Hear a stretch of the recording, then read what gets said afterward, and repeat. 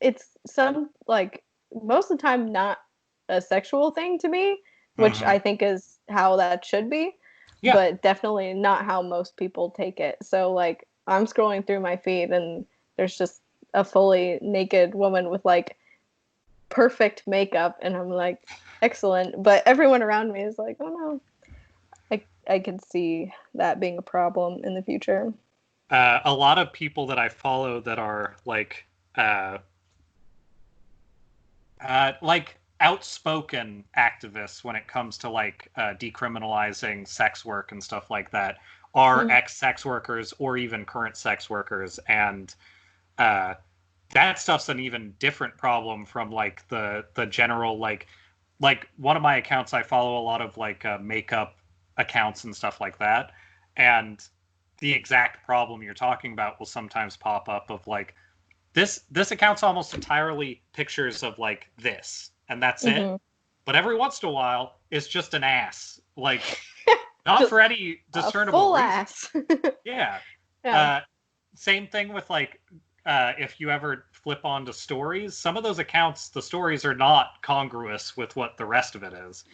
But Mm-hmm. following these people who are active and trying to find ways to get the word out about the problems with sex work, the ways that it could be fixed, and the ways that decriminalizing would benefit people, and then just talking about unions and stuff like that. Every once in a while, it'll just pop up and it'll be a picture of a very wet face or something that's just I don't this isn't pornographic, but this is very easy to read as what's this pervert on the bus doing when you're scrolling Yeah. through stuff. Uh, Um, it's or my favorite is there's an account that is almost all having to do with art, and then every once in a while it's a guy in leather straps, just once in a while, just as they feel it. yeah. And it doesn't bother me when I'm just watching, but it does occasionally hit me in a weird way. It's oh, I wasn't expecting that. And that is the way that things get weird online sometimes. Um, The last thing I heard was a guy in leather straps because he feels it, and then everything went dark. Perfect. Um, I do think that I don't know. I think that camping is kind of hard to nail down to exactly one thing sometimes. Are you getting? Sorry, I really like the we're transitioning back to camping now. Okay. Yeah, yeah, yeah. Well, what do you do when you're camping? Um, I I have done a lot of camping inside cars, I feel like, and for some reason that feels like it should be something else, but I think it's the same thing. Uh, Yeah, I've done that. oh, Sort of. sort of. Uh, Sort of. have you ever done a giant, like a group of 10 plus people doing one camping trip kind of thing, or is that less common? Mm, not really. I think the largest camping trips we go on is just like my immediate family and then occasionally my grandparents as well. I think that's Okay. probably the largest camping trips I've been on. Hmm. Have you done large camping trips? Yeah, I did a wedding that was a camping trip. That was Ooh, interesting. that's cool. Uh, I was the photographer, and the chamber on the camera didn't close properly. Oh So, no. all the film was distorted on half of the photos for the whole wedding. So that wasn't the best, but Was we it were cool distorted or was it like not? it not really it was too much light seeped in for it to really Mm, work. Um, but that's part of it's not the place, but it's one of the places where I learned how to properly cook eggs because we were staying in a barracks. for a chunk of it, or like a weird converted building that was like low on amenities but did have like a griddle in like where we could get to it. Also, large camping trips almost always include little segmented like alcoves with a curtain over them where you can sleep in a cot. And I kind of love that because it's actually Mm-hmm. really close to how I already sleep. So it's nice to have that as an option. But having just a light curtaining between you and everybody else while you're in bed with often quite a few people is an extremely strange thing for me still. Uh, Um, I I don't mind it as long as I know the people really well, but sometimes that's not the case, and then it's a little bit of a weird experience. But uh, I got to help people cook eggs. Like there was somebody there who was like trying to just sort of be like the essentially wedding planner, but kind of became like a camp mom in a weird way because the amount of people who were there and the amount of like breakfast and shit we had to take care of was so extreme that like we almost had to have like somebody handling that. So I got to make a bunch of eggs, and somehow that's really satisfying to be in a non-money version of like working in a diner for a little while. that Uh, sounds fun. it Yeah, I don't know. Also, having breakfast and then having absolutely no responsibility except for like one event over the course of an entire day and knowing on both sides of it there's nothing that has to happen is the best feeling ever. And Yeah. the fact that you have to already have money in order to experience that fucking sucks. Uh, and then I went on a camping trip with like four families that are all like friends from my dad's high school, I think. And it was me for my family and my dad, but then there were like 3 to 5 kids in some of those families, I want to say, and then like some other relatives. So it was like 30-ish people. And we took over an old bunkhouse in Camp Casey for like part of a week or a week, something like that. That was really good.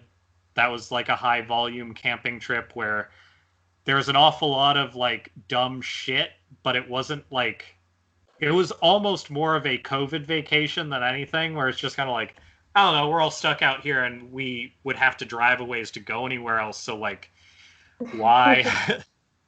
And they had a I ping like pong that. table, which was nice. And then Good.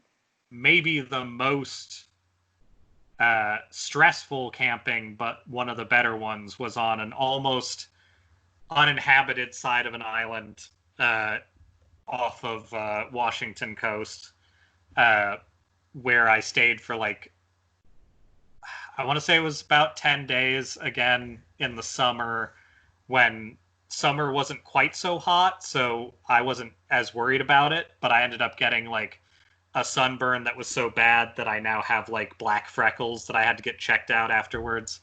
Oh, Because I got fucking burnt to shit. But we were camping on a beach for a while, and it was really awesome and very serene, but the sunburn really fucked me up.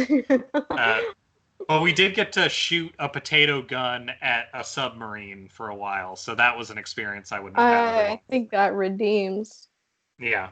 That redeems itself. I mean, camping on a beach is probably one of the most fun Mhm. experiences, or camping near either. I will take both. Either of them. Yeah. Uh, I wish it was easier to camp as a quote unquote adult. Yeah. uh, it really fucking sucks trying to like find time and money freedom to even attempt stepping away from your life for a couple of days. Uh, Yeah, that's kind of a that's a really depressing thought. The planning of going to like get away from everything is actually really really hard. Yeah. But Uh, sorry. Actually, kind of a topic. I just got a message from my dad saying, "How do you pause a game on the new system?"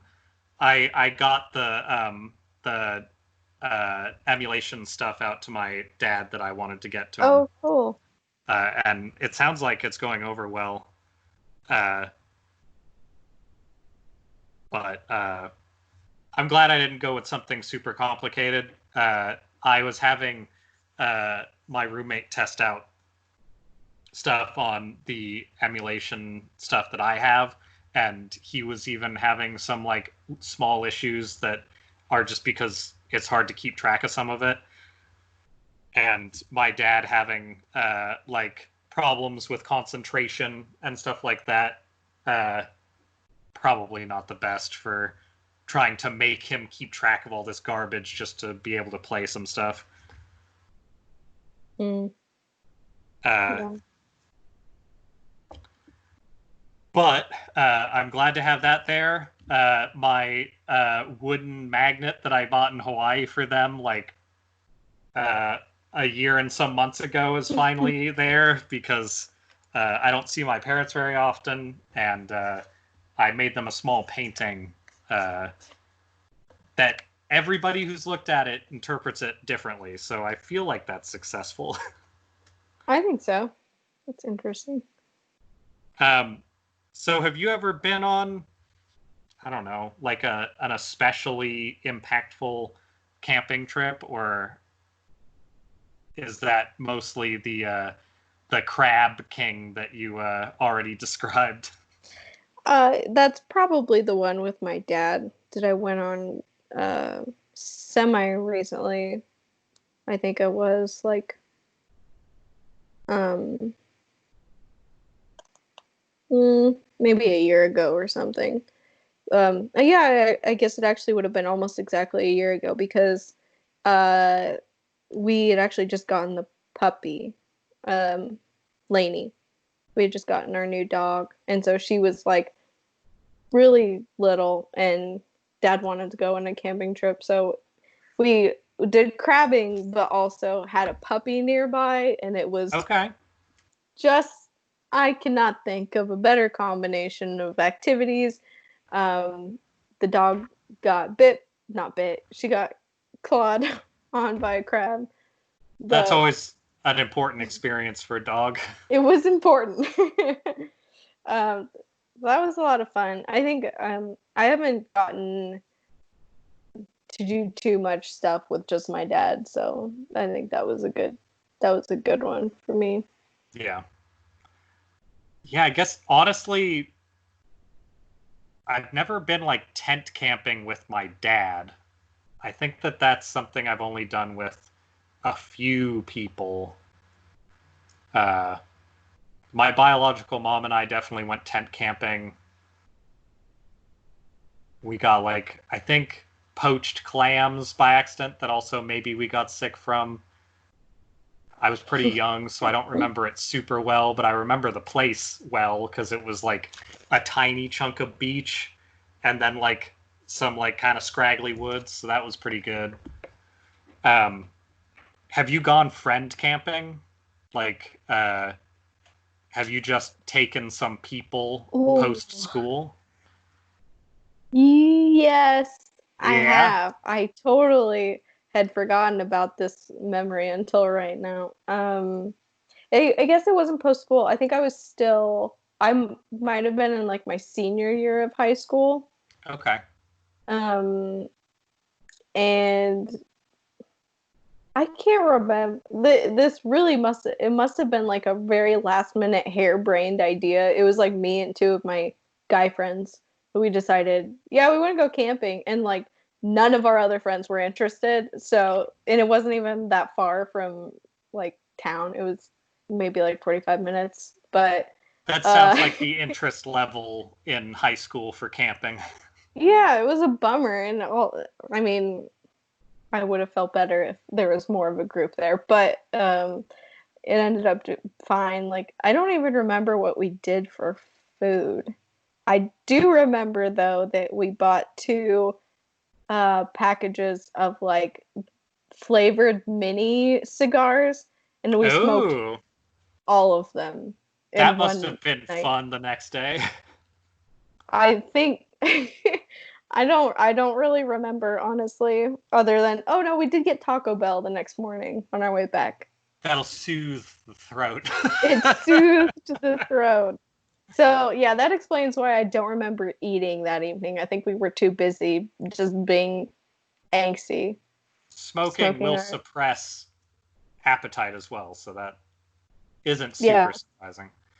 I actually have still, since that time, I have never had those like mini cigars again, and I want to find them because they're so just like nostalgic to me. One of them, we got 2 packages, and one of them was like dragon fruit flavored. It was just like Okay. tropical kind of flavored, and the other one was fireball flavored.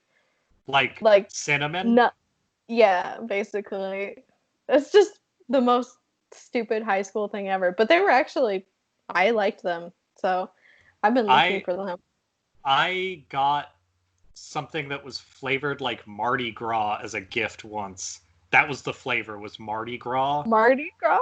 And it tasted like a shag carpet mixed with uh like a hint of like dried raspberry or like some maybe strawberry, it wasn't like the kind of flavor that you would associate with like dessert. It was the kind of flavor you would associate with like smelling something a little bit, and Oh, it was so weird. It was kind huh. of pleasant, but like I don't know. I don't know if I could ever recommend it, but it was definitely notable. Also, just receiving something that's like Mardi Gras, now smoke this is like, Yeah, ugh, that's okay.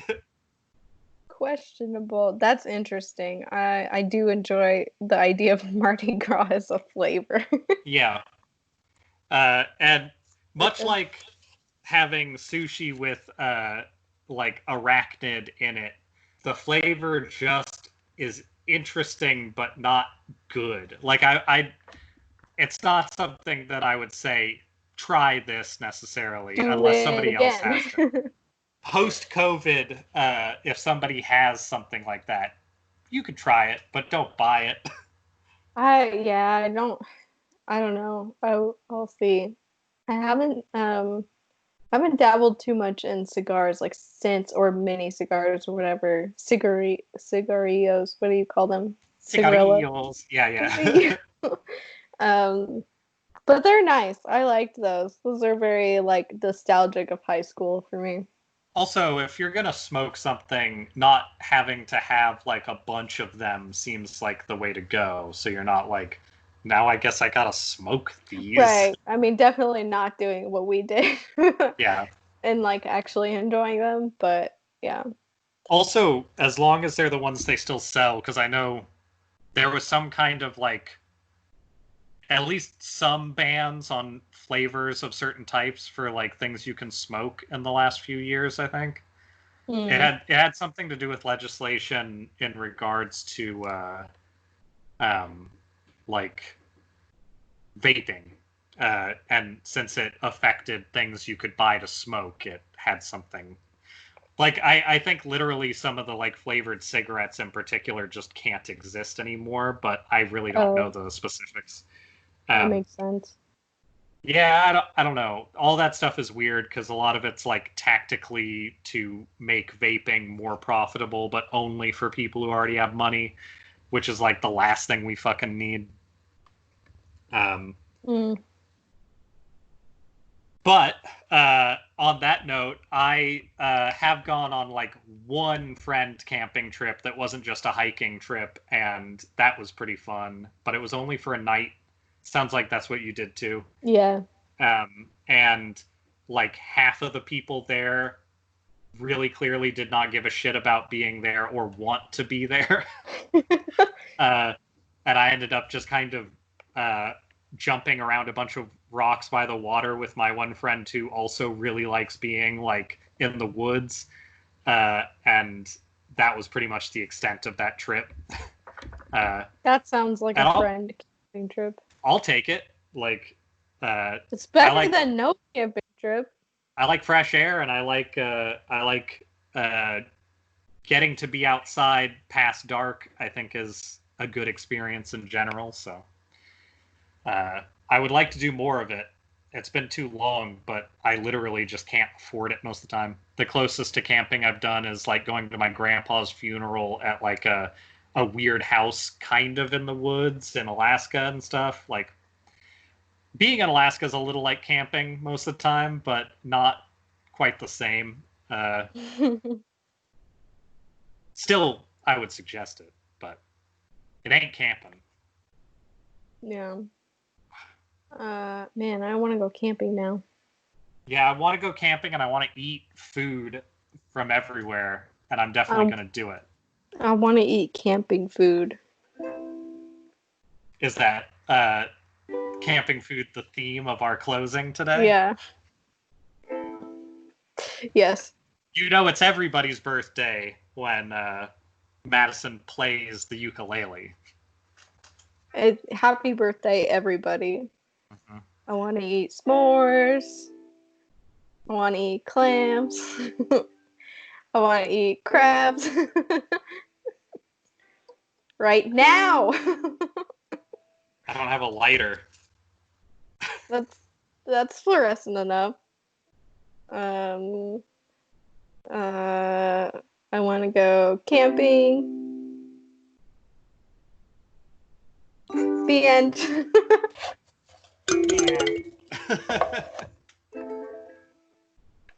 I need to come up with a ukulele like jingle for Begone Thoughts. I bet that could happen without too much effort. Probably. I think a big part of it's just gonna be getting a strum rhythm down that you don't have to think about. That's what I'm worst at, but for now I can just stick with what's a good one? What's a good chord? No, that's too like weird. I'm a fan of G, but that's just because it sounds good with most stuff. I do. This. Yeah, it does. Begone Thoughts. Ooh. Ooh.